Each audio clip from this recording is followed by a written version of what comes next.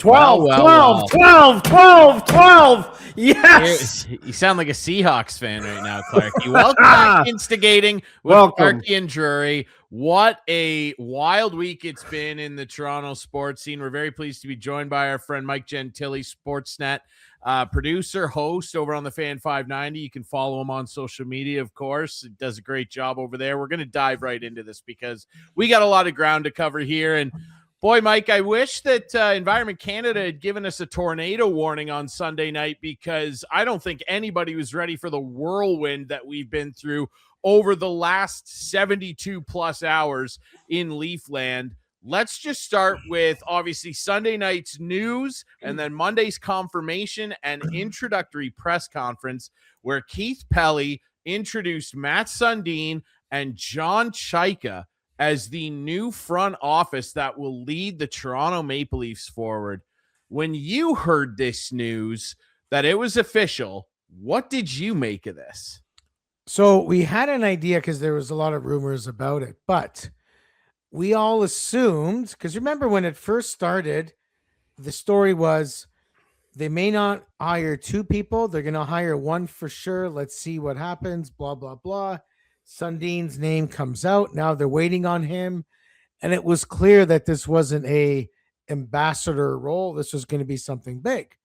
So we all assumed Sundin would be the new Shanahan and John Chayka would be the new Dubas. But that's not what happened. And I think the key part of it, and it was mentioned in the press conference too, is the title, Senior Executive Advisor. I don't even know what that is. I've heard of president of hockey operations, vice president, director, that sort of thing. So when I saw that, for me, it felt like for whatever reason, they wanted Chayka to be the guy, and he's clearly the guy. Number two, Sundin comes in an advisory role, I guess from a culture standpoint, kind of like a blanket, like an alumni, like a beloved person you could put on top of this all. And the other thing is they never hired a president. Keith Pelly remains the president. So that's how I kind of broke it down. So it was surprise at Chayka, but, more so looking at the actual titles and trying to read between the lines what those titles mean. Yeah, it was certainly strange. And, Keith Pelly also invented another new position that's never been heard of in the NHL before. John Chayka is the general manager of hockey operations. I've never heard of that before. That's a title that's never been bestowed on a single executive in the history of this league. And I don't think he meant it. Like, I think that was kind of in the flurry of activity. I don't know. I liked Rosie's question, but there was one question I had, and that was, I've heard of president of operations. I've heard of VP. I've never heard of senior executive advisor. What is the title, and can you explain how that works? Because if you remember, there's one little slippage here. When they were discussing the title, remember it was like, well, we didn't even know what the title was. Matt didn't see it till at the very end, right, when he looked at his contract. But they also said, like, they're spending a lot of time building the structure and the culture. Like, they, it was an exhaustive search. So they spent, like, they're meticulous with their stuff. So it didn't add up to me to build it a certain way. And then we kind of threw in this title. So I think at the end of the day, listen, all that matters is, are they better off or not? Are they going to win or not? Blah, blah, blah. And maybe we get caught up in the minutia. But in terms of the wording and expressing it, it like they kind of went backwards. They did not have a great day from a press conference perspective, right? I think that's fair. Oh, it's more than fair. You're being kind. You're being kinder than some of the people at the press conference that asked questions. That's certainly for sure. I genuinely want both your opinions on this. And Clarkey, you're a dyed-in-the-wool Leafs guy, so I'm very interested to hear what you have to say. I think our viewers are interested to hear what you have to say here. I'll actually start with you, Clarkey. Could or should the Leafs have done better, quote unquote, with their GM hire and search? Are you satisfied that John Chayka is the general manager of hockey operations we'll set Sundin aside over here. I think everybody's just happy to see Matt's involved and back and in good graces with the team. I'm talking Chayka here. Are you satisfied that this guy, who is very controversial, is going to run your hockey team? Well, I guess time will tell, right? Like, that's the bottom line. Time will tell. Yeah. They've hired some big name general managers before, and none of them have worked out. So time will tell. But none of them have had his past. I get that. I understand that completely. He's had a checkered past, to say the least. However, he's a smart guy.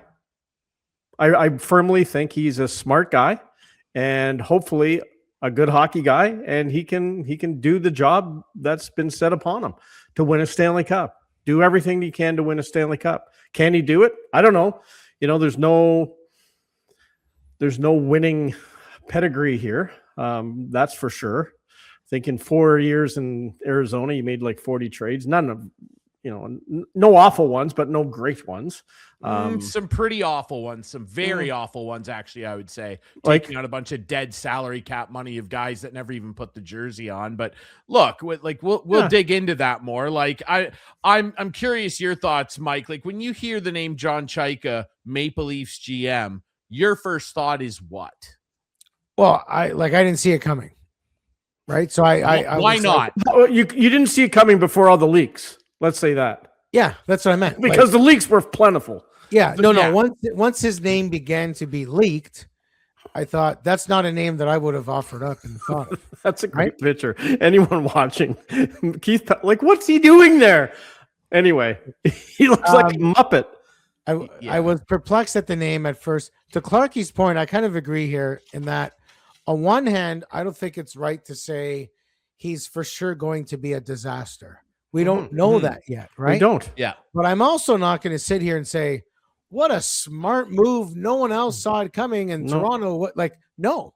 The answer is we don't know. And they didn't go, they clearly didn't want to go with like a Mike Gillis type, a Doug Armstrong. Thank goodness.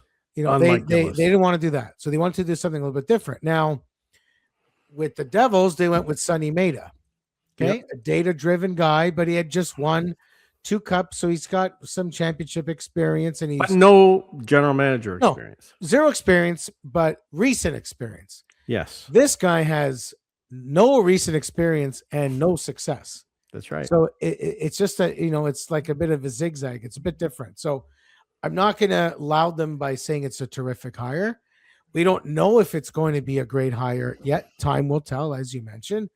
I think the fact that tampering charges came out early is not a good sign. I think a lot of the hockey industry is going to make life hard for him, for sure. And I will say this, though. I mean, he was 26, no wife, no kids. We know this. You get married, you have children, it just changes you, right? He's a different person. He's learned. He's had to be humble.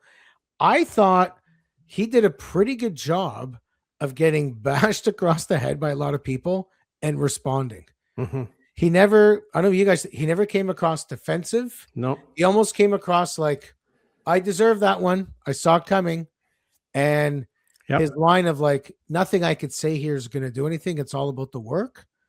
I think that made sense. And that's why I think Sundin is kind of that blanket to take on all that other stuff. So John does not.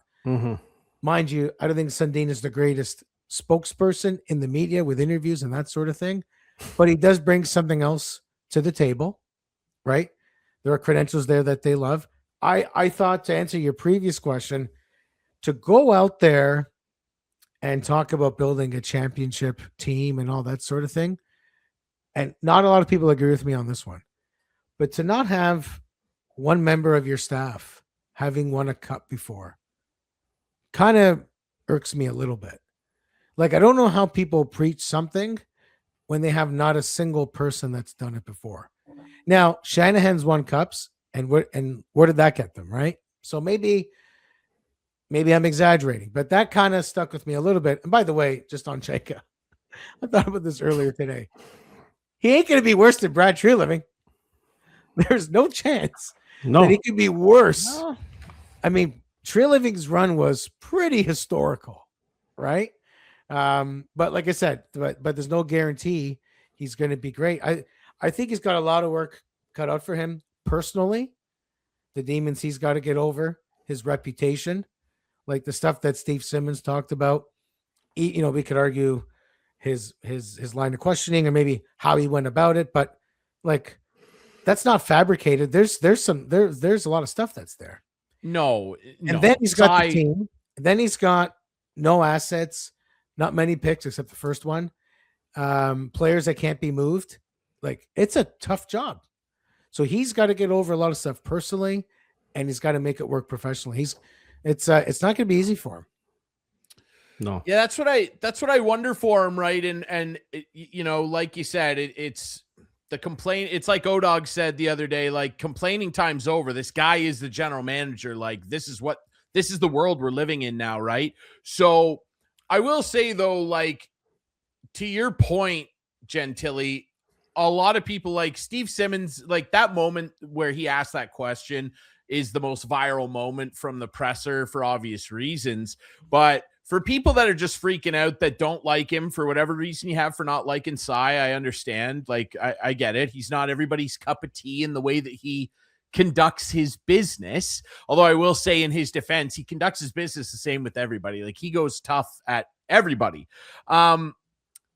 Those concerns are valid. He wasn't just making up that he talked to a bunch of people in the league. How do you know that? How do you know he didn't make it up? I'll tell you why. Because he's been in this business a lot longer than me. Yeah. And even I'm not saying that I'm Mr. Connection. I'm not Drager. I'm not CJ. I'm not Elliot. But even you, Clarkey, me, Gentile, all of us, I'm blessed to know a few people that do work in the league. And I thought I'd reach out and do some soul searching too here. I didn't hear one good thing about this guy either from the few sources that I have within the game. And I'm not saying Steve didn't. Don't get me wrong. I'm just saying, how do you know he talked to 20 general managers? How do you know? He could have talked to 2 and both of them well, he said hockey people. I don't think he made it up. Like, I don't think he made it up. I don't either. That's my point. He didn't make anything up. Now, who did he speak to? We don't know. No. Did he cherry pick? Do you go and ask people knowing what the answer is going to be? Right. Yeah. And that's why I think Pelly's response should have been like, you know what? Well, the response was awful. The response should have been, hey, we're here to make the best hire. We like this guy for these reasons. Yeah. Which we never heard. No. And our job is to hire the best. It's not to make people happy. So Steve, whoever you talk to, I can't control how they feel. Like until I know who they are, I can't answer them directly. But frankly, that's not my concern. My concern is making the best hire, and we picked this guy for this reason. And what's weird is there was none of that. I think Keith was a little frazzled. Keith Pelly just doesn't know how to do it. He doesn't know how to run it. He's got a toy here, and I've said this on the show. And I said on this show he's going to be the president of this team because that's what he wants. And he's got a toy, and he's playing with it at the moment. And hopefully he stays out of it. I'm worried he won't, but that was my next question to you, Clarkey. Like, is he a little too front and center? Yes. I think that because I agree with everybody's, sentiments that were shared across many shows. Our friend Sid Sixero, friend of the show, the guys on Overdrive, Sportsnet, Born, all those guys, all saying this guy needs to disappear. Yes. Like, we need to not see him near a microphone for a very long time here because he's a disaster in press conference. Like, Gentile, you just made up off the top of your dome a better answer and a more eloquent way of describing why this guy was hired than what Keith did on the day. And I understand that you're under the gun. They had to have known that was coming. AI could have told them that those questions were coming. Now I'm being joking here, right? Like I'm being a bit of a dick to the guy here, but anybody could have told him, by the way, you hire this guy. Like, people are going to ask you some tough questions here. Well, the thing that I should have been prepared for that because Steve said it basically the day before on a podcast. He did, and in his column, they should have been ready for the question, and you could tell he was. I'm just saying, Pelly was not. But I have a theory on that question. If you met Keith Pelly, and I could say that I know the guy. Yeah, he used to be a guest on Primetime when I produced. Yeah, I knew him when he was the president of the Argos. Mm-hmm. If you met him in person, you'd be like, "Wow, this guy is electric. got great energy. Mhm. He should be the greatest person at a press conference. Right. If you I met don't- him, Yeah, I totally agree with you. you would say, put that guy at a podium. It'll be electric. Mhm. I think what happens is, and Clarkey, you know this, sometimes it's not great to know how the hot dog is made. He knows the media game almost too well. Yep. And I think he's trying to, Outsmart sort of people. go, not go at them, but come at it a little bit defensively, maybe, or, trying to have the right answer. You're trying to make everyone happy. You want the fans to be happy. You want your company to be happy. You want the play. Like, there's so many people to satisfy.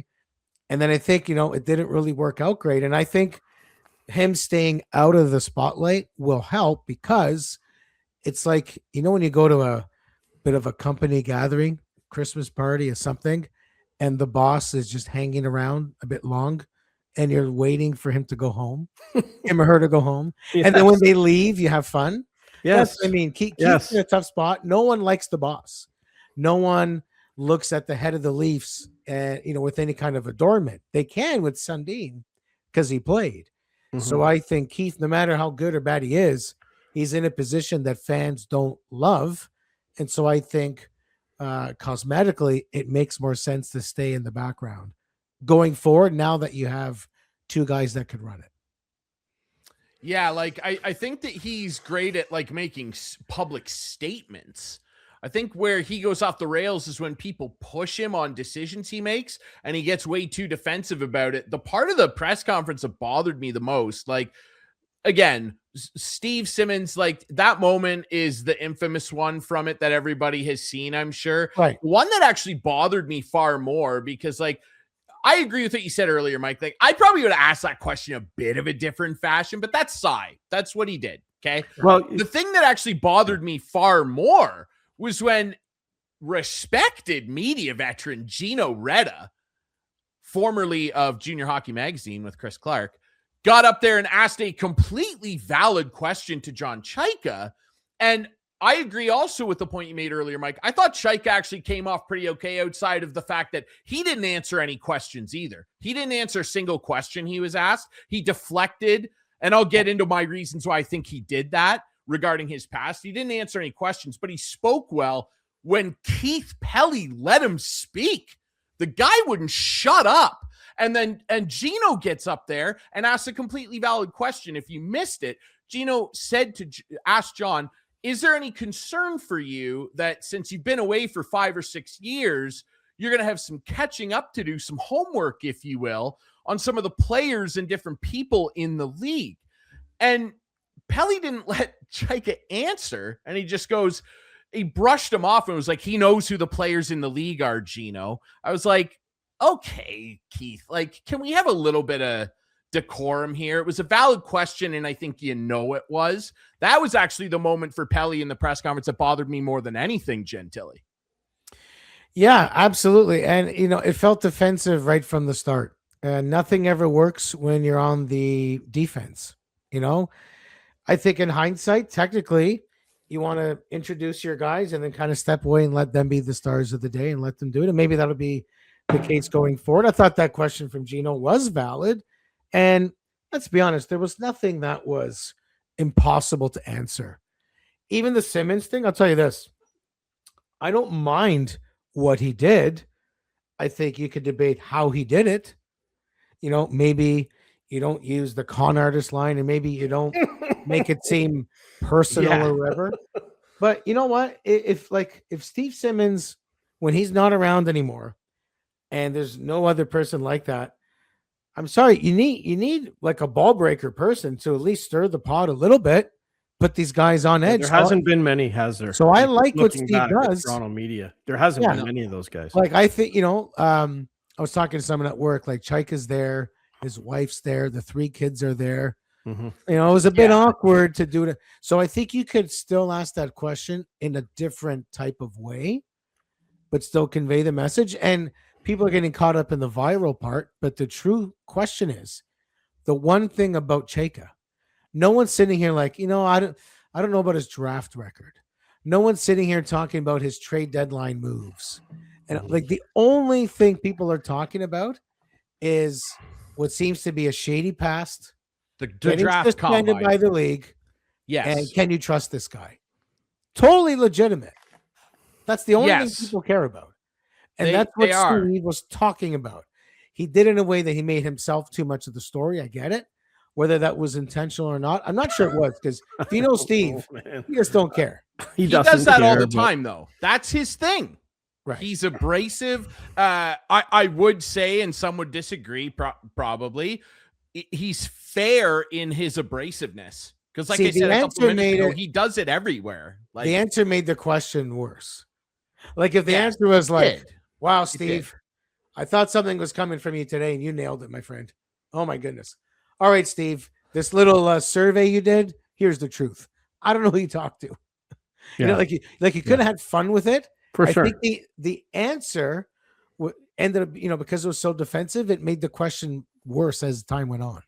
But once again, we're talking about like a presser, and you don't win games at a press conference.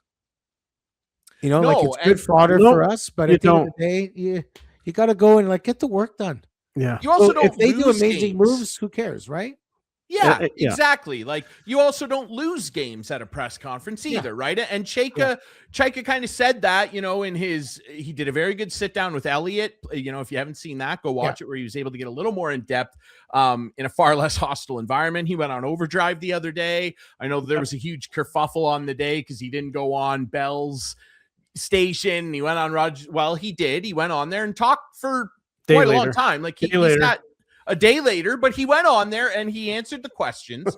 Okay. He still didn't really give clear answers, but I agree. Like Pelly, that's what I think people are still swimming with. People are starting to settle into an acceptance here. They have to. He's the GM. I was just going to say that. I have to accept this guy. You I have to to hope accept this it. is the guy. I wrote down the list of the last 1, 2, 3, 4, 5, 6, 7, 8, 9, 10 general managers. Guess what they all have in common?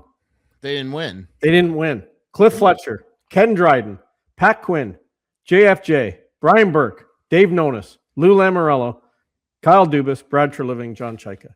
None of them won with the Maple Leafs. So, I just got to hope this guy does. I can't hope for anything else. That's what I got to hope for. I got to hope this guy gets lucky.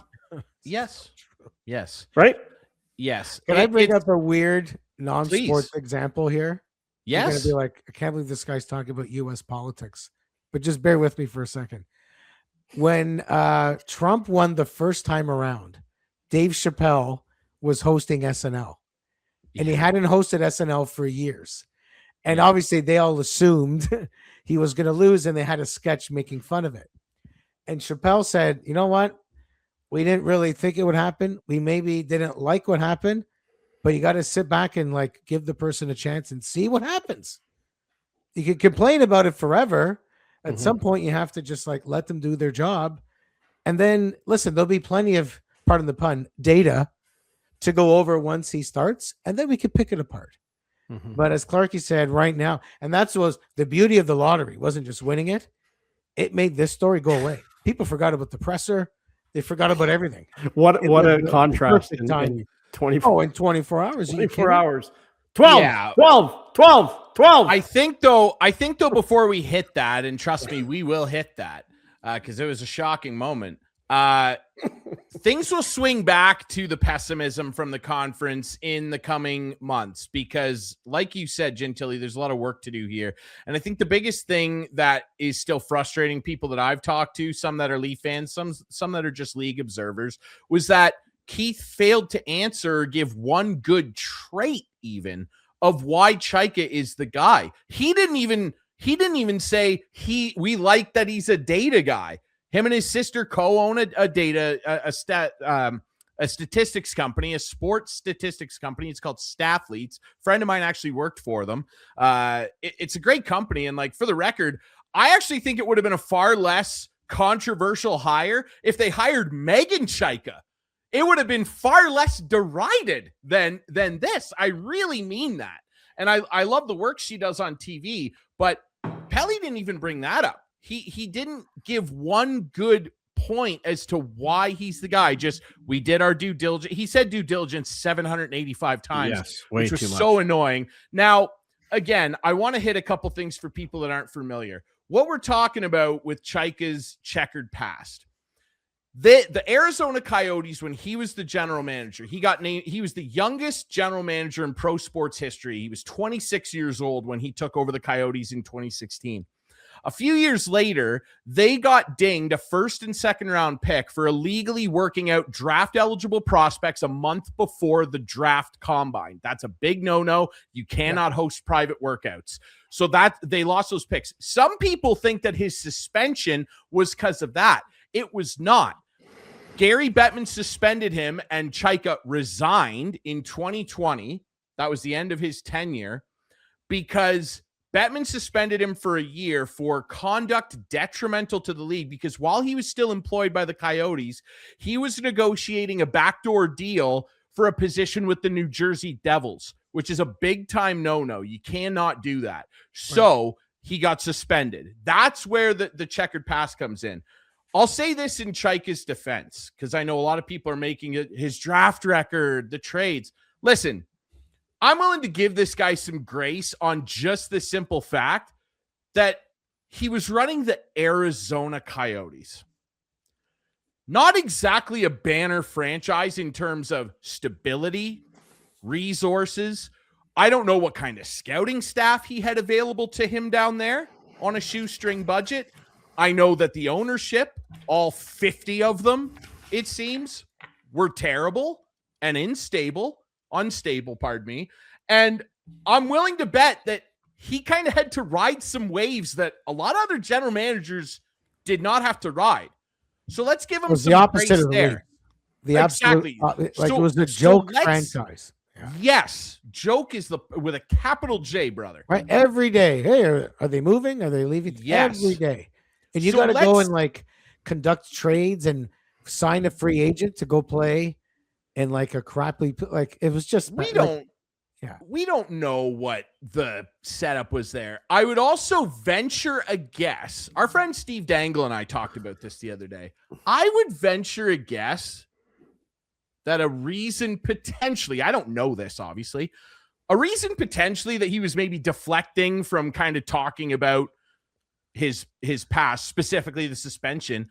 I wouldn't be shocked if maybe Gary Bettman doesn't want him talking about it, and he's been told by the league, don't share the details of what exactly all went on there.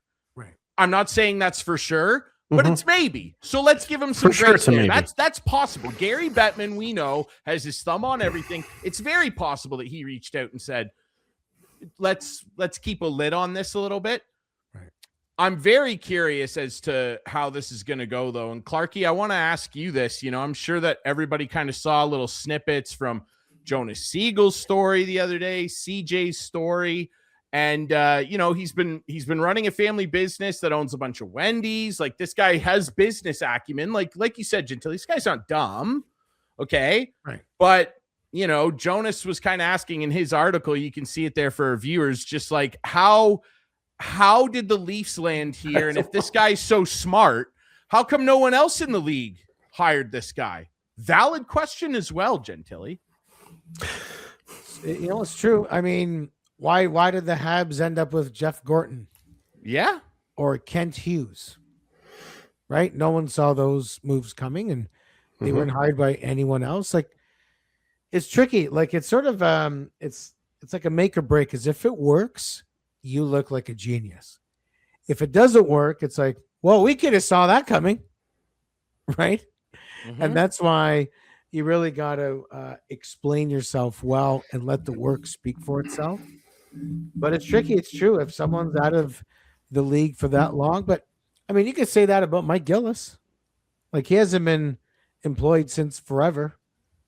Was it 2011, right after the Cup run, 2013, 14, whatever it was? Like, I think he was let go in 13, 14, yeah. Right. 12 years ago. Mind you, he didn't get suspended by the league. If you put Mike Gillis and John Chayka on Jeopardy, it's not even close. I've talked to Mike Gillis.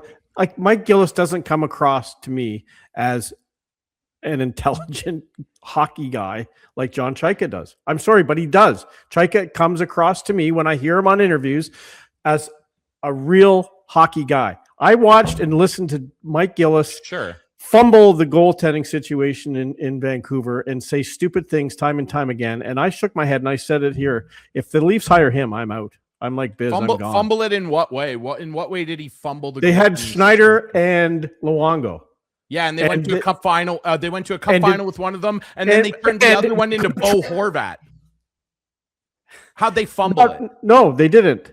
Not right away. They didn't. But they had a chance right then and there. He was a draft pick, right? They still did that though. That Mike Gillis. Still I get it, but move. You have to turn those things into assets right away to win, and he didn't do that. Into Bo Horvat. I mean, eventually they got it right.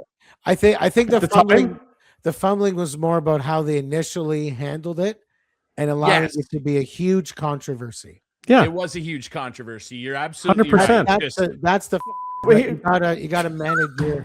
Yeah, can you beat that out, please? Gentile says basically the same thing I do, and you can agree with him. Like, what the heck's going on here? I don't think that the way that they handled the situation of them flip flopping him in the net, but to say that he outright fumbled it, he turned the guy that they ended up going, we don't want you, we want him. It went on for a long time. They got Bo Horvat. So it went on way too long. Fine. Way too long. They went to a cup final. Like, they didn't win. Yeah, like, I get it. I get it. They didn't win. You're right. So again, like, we could argue about that all day long. I'm just saying Mike Gillis doesn't have the checkered past that this guy does. I'm not disputing that. I'm not disputing that. Yes, but that's the point, though. I'm very interested to see. I think if you're looking at hockey guys right now, Chayka's the better choice than Mike Gillis. Clarkey, I don't think that there's a single person that Steve Simmons did or did not talk to, or that I've talked to, that would tell you that they would rather hire John Chayka than Mike Gillis because they would have done it then. And you can say, oh, well, then they should have. Did he talk to guys who were in the hiring? I'm just saying, role? I think that this is one of the most. Do you think Mike Gillis is a better general manager? He would have been better. He would have been a better hire. I would have hired him before John Chayka, and I'm a person that's just my opinion. I wouldn't have. I think you got to surround, and as Gentile said, and I think it still might happen that they might surround him with winners, with guys who won. The guy Mike works with, Mike Fuda, is he still in the running for an assistant's role? I don't know. I mean, Shane Doan's out. Who else is out? He's gonna mold. I know, but like he's gonna put some guys around him to help him. Hope so. Yeah. Right, Gentile? The beauty is, it was funny. We've had like a 30-minute conversation when the true answer is, I don't know. Exactly. The true analysis of the John Chayka hiring is either I don't know or I guess we'll see. We will, and we will see. Right? We will see. No, that doesn't make for a great podcast. But that's but that's what it's about. What it is, like we're kind of like I don't know. That's what I'm trying to say here, though, is that I'm trying to give us a great podcast in the sense, and this is a great pod. We're having a good time. Right. I'm just saying what I'll say about this guy. I've never done that before. You made me swear on the air. I really don't care. That's your prerogative and not mine. Okay. I have a level head. I should be the GM. Okay. No, what I'm saying though is, if my opinion of it is, we have to give this guy his grace and give him a little bit of grace for Arizona, because it's Arizona. That being said, I still don't love some of the things that have come up that I've heard from people in the league with this guy that have dealt with him before. I don't love it. And frankly, you're right, Gentile. He is, more than any other executive in this sport, swimming up the creek against a very hard current with one paddle. There's nobody in the boat helping him row. I don't even think Keith Pelly's in the boat helping him row. It's him. This is a do or die thing, and he's doing it with the biggest cookie the NHL has to offer in the Toronto Maple Leafs. Well, you know what we do know? Sorry, we do know one thing. He's motivated. He's been humbled. Yes. He's been humbled. He's got a chip on his shoulder, and he's got a little bit of I need to prove something. I got to prove everyone wrong. Thing. Which could be a really good thing. I go back to You're Canada, right. US in the Olympics. I'm like, I like Canada's experience. I like their goaltending. I like their scoring. I like everything better from Canada than the US, except there's one thing that they don't have: an edge, loss, right? Wanting to prove people wrong. Like, they had that about them. And if you're the Canadians, you couldn't bring that to the table because you've won it. Whereas the Americans, like, don't underestimate people when they have their backs against the wall and everyone calls them a loser or an idiot or whatever. Some people, not all, some will buckle. But it's almost like, you guys ever hear this in any sports game? Well, I don't know. That team's going to be under a lot of pressure, or that person's going to feel, be under a lot of pressure. As if pressure is bad. Pressure is a good thing. Some people thrive in pressure, right? So it's very hard to put someone in a corner like that because you just never know how they're going to react. Like I said, some people are going to buckle, but when someone's motivated like that, the best of themselves come out. So he honestly could only go upward. What's the worst case scenario? It goes back to Wendy's. Like he can only go up. Yeah. It's a tightrope. Yeah. It ain't going to be easy. But if you're him, you're like, you know what? I got nothing to lose here because I already lost it all. I lost it all and still ended up with probably one of the most glorious GM jobs in pro sports. So I'm just going to go for it.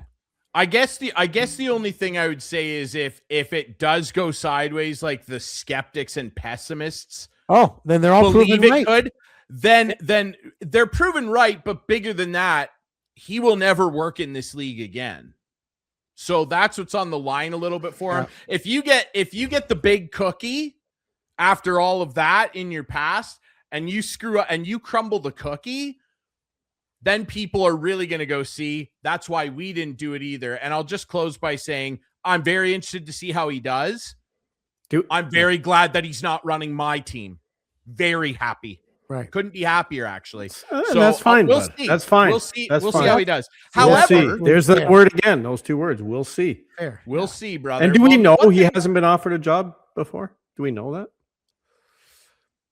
I'm just asking the question. Do we know that? We don't. Okay. Never heard his name. I highly doubt it. I get it. I get it. Insiders, I get it. Bring this guy up, right? Like, I know what you're saying, Clarkey. I know what you're saying. Anyway, let's move on. I'm just saying. I have to have hope. You have, yes, of course. And I have to have hope, right? Of course you do. I hoped for number 12. And I like Matt's. Yeah, well, one thing we don't need to see is the results of the draft lottery anymore because our friend Alex DeLuca, who has become an internet sensation, this cat was running the ball machine. And this guy is a celebrity. The NHL needs to get this guy on a podcast immediately. Gentile, sorry, I interrupt. Gentile, you good for time here? Yeah, I got a few more. Sure. Okay. Yeah. So he runs the lottery, and of course, you all know what happens. The Leafs, that lucky number 12, it pops up. How about that? And does he have like the tag on his jacket? I can't really. He does. I don't think. Look at his left sleeve at the bottom. It's there. It might. Listen, so that too was refunded. That was returned. Yeah. It was it was 100%. Definitely back to winners. The ponytail was not. So tight pony. The Leafs win the lottery, and here's smiling Sundin. He's so happy. Yes! I love that Mats is there. It's great stuff. And when the Leafs won, we've all seen the reaction. Dangle on Sportsnet. Everybody. We've seen the reaction. I wish I was recording my reaction because I literally. It's probably the best moment I've had in a probably since the. Probably since Matthews was drafted. Because that one. The Leafs were dead last. They were favored to get the top pick. Yes.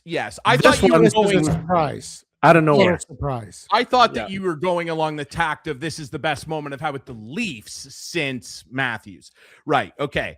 Well, it did recall a moment to me though, and we'll just play this little video because this is what the draft lottery win made me think of, gentlemen. Okay. Drury, we did it!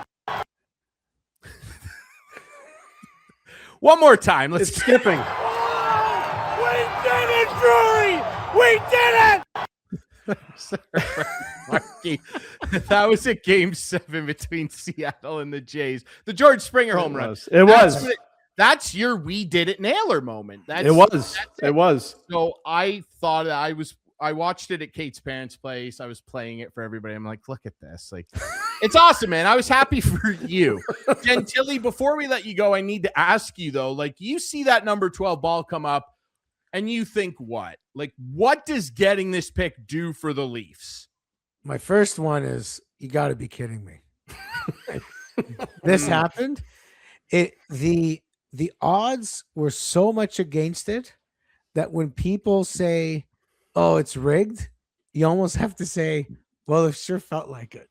Even though it's not, that's how exaggerated the chances of them even retaining their pick would have been a miracle. To get third overall would have been like, wow, second overall, amazing.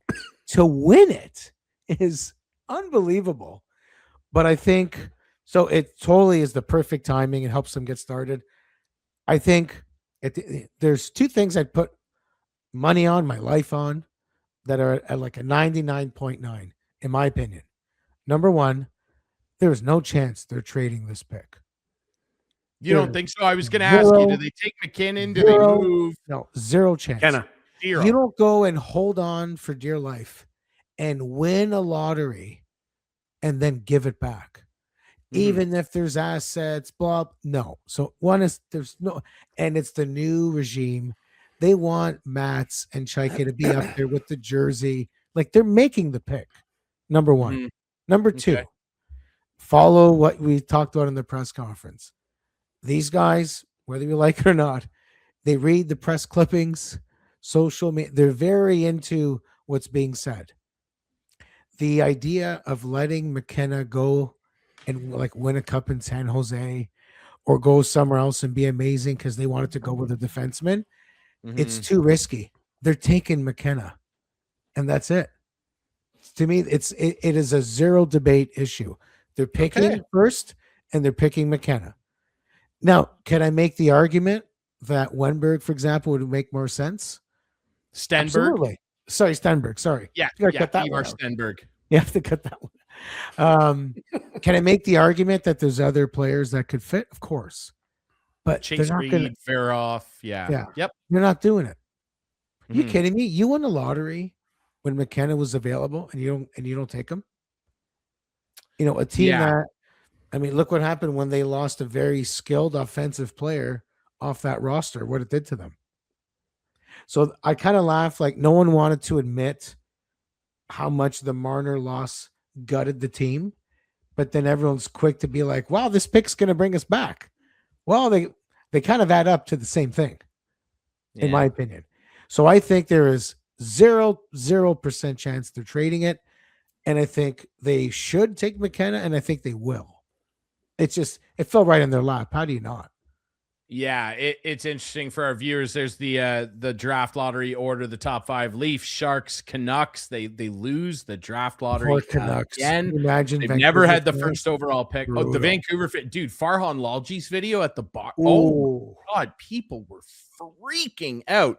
Blackhawks, Rangers. Our guest last week was freaking out. Jody Vance. Yeah, Jody. Oh, can you imagine? Poor Jody. Like I got to reach out to her and see how she's doing. Proof, though. Topic for another day. Why I hate lotteries. I think they're terrible.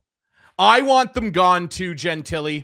I just want. It doesn't help you with the tanking. It doesn't help with the tanking. No, it doesn't. You're absolutely right. Get rid of it. It actually NFL. motivates more tanking.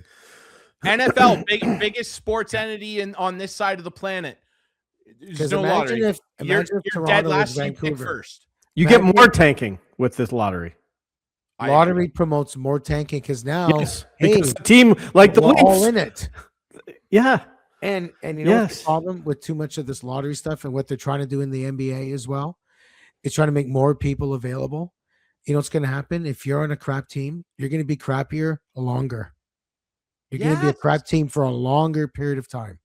And imagine if Toronto had the season Vancouver did, and Vancouver had this last minute tank, and they won that lottery and took McKenna, and the Leafs fell to third. You feel like, you know what? It's not fair.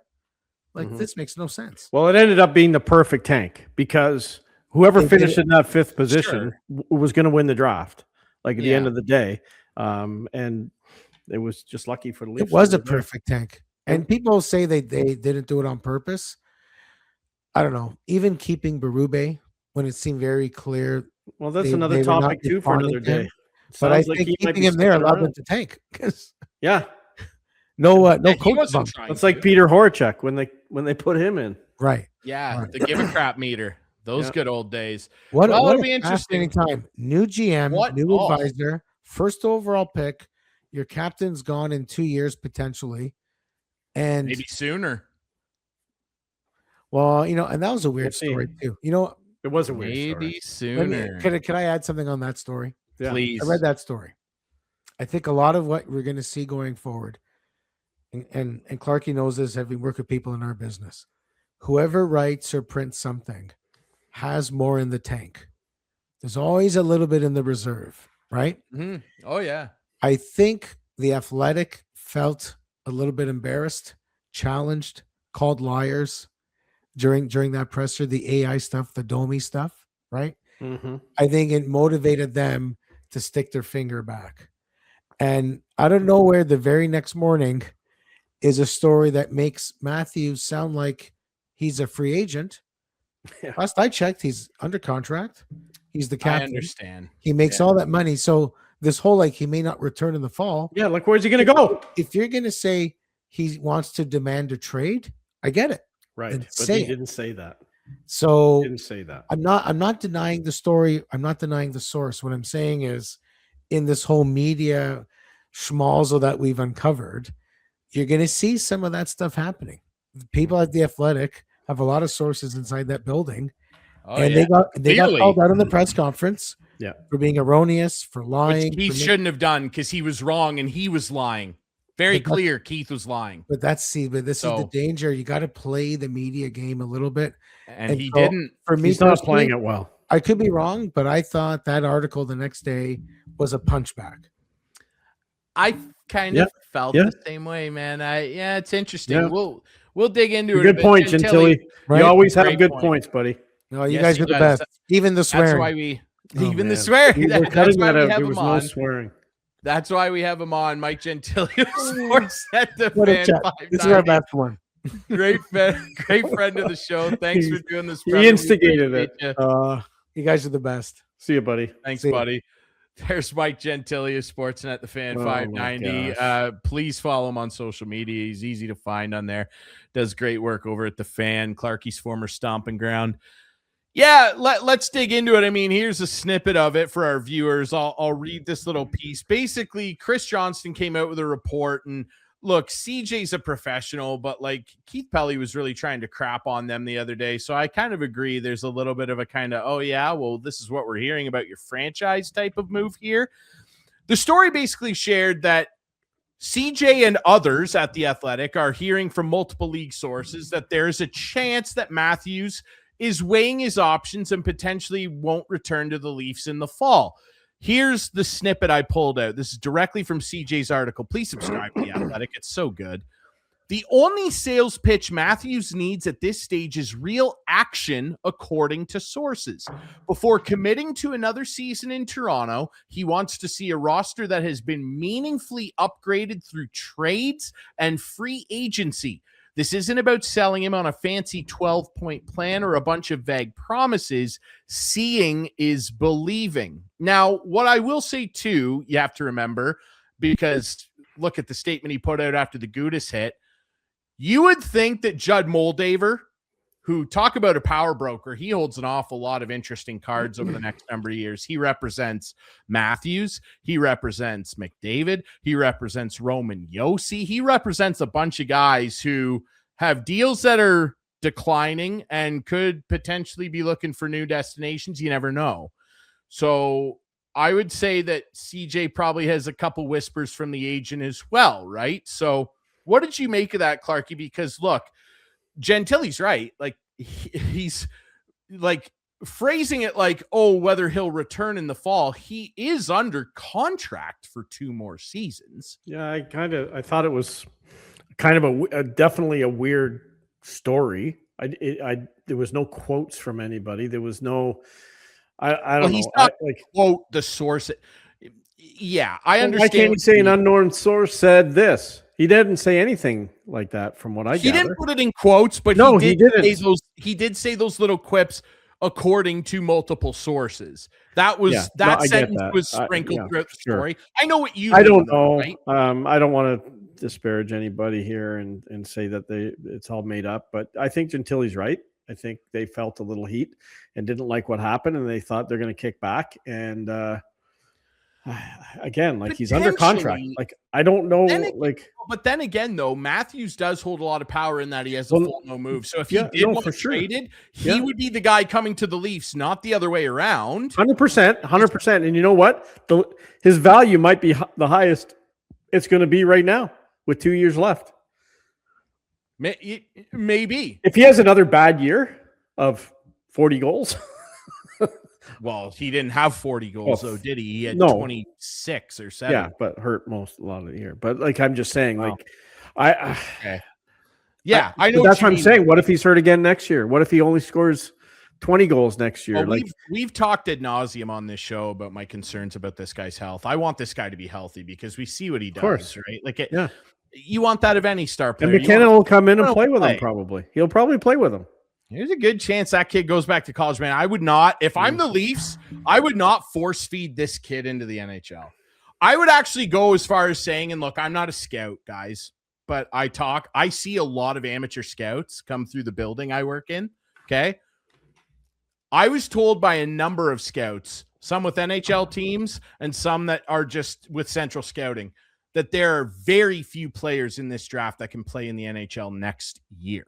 Very few. I get that. They didn't put a number on it. I've heard every expert say that he will be able to play in the league next year, and I'd imagine he will. If they want to rush him in there, go ahead. You know what I mean? Like, he's tiny, and that's not a prerequisite. That's not saying he can't play. Look at Cole Caulfield, okay? And he's bigger than Cole. I've been trying to look at Cole Caulfield. I haven't seen him in a while. Well, they've lost one game. Let's pause on that. All I'm saying is my good friend Brando was talking to me the other day. We were playing PGA 2K25. Brando, he loves the show, by the way. I know he does. I know. We've reached out to Brando. We've shouted him out before. Him and Dave love when you freak out. They're going to love the swear. No, we're not putting the swear in. You're beeping that. You beeped it already. No, you don't need to on YouTube. But what I'll say is he asked me, he was like, what if he leaves? Like, what if he leaves? And I was like, look, man, people were really upset the way that things went down with Marner. If Matthews, and again, this is a complete hypothetical. Yeah, I don't even like talking about it. If he comes forward to this team and goes, I agree with what Sid Sixero said on his show after the draft lottery on Wednesday. Go watch Sid's show, the Sid Sixero show. He said, you cannot use this pick as collateral to try and acquire an asset to make Matthews happy, because he does not deserve that. And I agree. That was Sid's words, not mine. But I agree. You can't dangle this number 1 pick and go, oh, let's trade it for Team X's, best defenseman or something. They have to get young assets and use this pick and draft Gavin McKenna. I agree with what Gentile said. Matthews can't come in there and go, well, you better by the way, the free agent pool, have a look at it. It's not very good outside Alex Tuch. So what are they going to do? Give Alex Tuch $12 million? Okay. Someone might. It doesn't make your blue line better. It doesn't make Morgan Riley faster. It doesn't make any of these slow old guys back there pass the puck better. Gavin McKenna, nice, very good.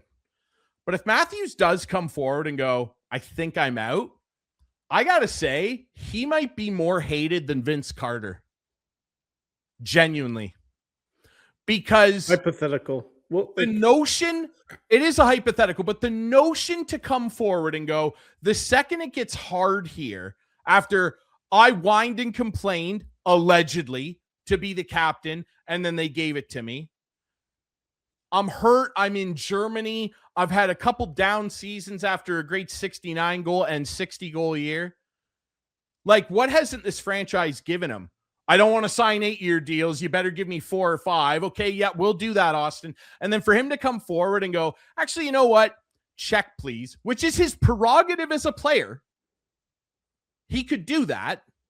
But if he does, I'll be very disappointed in him. And honestly, I'll lose respect for him. I think my way to look at that is if he allows the Leafs to trade him and they get assets back before he walks in 2 years in free agency, well, that's he won't be hated. That's won't a be hated hell as of a much. hypothetical. Can you imagine him walking? Well, that's what I'm saying. Like, we just had a guy walk who didn't want to play for the Leafs, who I have no time for, no respect for. I'm a fan of the Leafs, the Maple Leaf. I'm not a fan of the name on the back. I'm a fan of the crest on the front. And if a guy doesn't want to play here and walks away, even though he could have taken a trade as well, and the Leafs had, from what we hear, an offer on the table and went to him, and he said no. Yeah. So if Matthews goes to them and says, you know what, guys, I'm out. Here's a list of 5-10 teams. Find something for me. Let's work something out. I'll respect him more than I respect Mitch Marner, to be honest with you. Way more. I guess so. But again, at the end of the day, the team gave Mitch the right to do that. I'm not disputing that. You're not. There's no dispute. But you're talking about the vitriol of a guy and all that stuff. That actually lends further to my point, though, Clarkey, in that he demanded this full no move clause and wouldn't commit to 8-year deals like basically every other superstar in the league. Mm-hmm. He's been here 10 years. I know he's been here 10 years, and that's also lending to my argument. Yeah. 10 years, 9 straight years in the playoffs, the streak in the NHL. You've won 2 rounds, largely because you, Austin Matthews, don't show up when it counts and score goals, right? For you to turn around now and go, well, it kind of sucks here now, and we had a bad year, and I don't like Craig Berube, and he's mean to me. And I won't like him because he wanted to leave the team, but I give him credit to at least have the team get some assets back. That's all I'm saying. Sure, yes, and that would be the most ideal scenario if he actually wants out. Capital if. For sure. I'm just saying, if he did that, I would go, oh, wow, that's awful interesting. It gets hard for half a second because you and your teammates that have been given everything in the moon can't get it done. And now all of a sudden I want out. I don't know. That's the equivalent of a 5-year-old throwing toys all over the living room and not cleaning them up. Yeah, but this is total hypothetical that you're talking about here. It is. Why are we even talking about it then? Because CJ printed. Yeah, but why are we giving the credit to this CJ guy who, you know how I felt about him when he was at the other. I don't care how you feel about him. He's a good reporter, and he's not just throwing stuff out there because he's mad. So you don't think any guys just throw stuff out there? I don't think that those guys at The Athletic are doing that. I think there are other people that do it. Sure. Okay. I know how you feel, and I'm not trying to make you upset here. Don't swear again, okay? I'm just trying to tell you I would have a very different view of the guy, because as much as people probably think I don't like him or something, I think he's a fantastic player. And it would be a real bummer if that's how it ended. I don't dispute that, but again, it's all hypothetical. Hey, Mitch Marner might come back. Let's talk about that then. Mitch Marner. Maybe they'll trade him to Toronto. You got any final thoughts, brother? What's how you feeling? That's a pretty big lottery win for you. You got to be feeling a little bit. Dude, I'm telling you, Monday. I honestly felt that this changed the course of the team. I hope so. Maybe not in the immediate future, but certainly. I think it does in the immediate future, just because you have a lot of options now. You trade the pick. Yeah, maybe. They got a lot more options than they did 3 days ago. You're absolutely right. Yeah, they have more options. They're going to add the best player available in the draft if they want to. And you're right. And I'm excited about what John Chayka is going to do, quite frankly. He's not afraid to make trades. He's like Brad Treliving. Let's see what happens. He could go down as the worst GM ever, worse than JFJ. He did not do anything. Hold on. I don't know about that. We'll see, man. Great to have Mike Gentile on. Follow us on social media at Instigating Pod. Watch us on Rogers TV, YouTube. Listen on all your favorite podcast apps. We'll be back next week with, I'm sure, much more to talk about in the Toronto sports scene. 12, 12, 12, Clarkey 12, injury. 12, 12.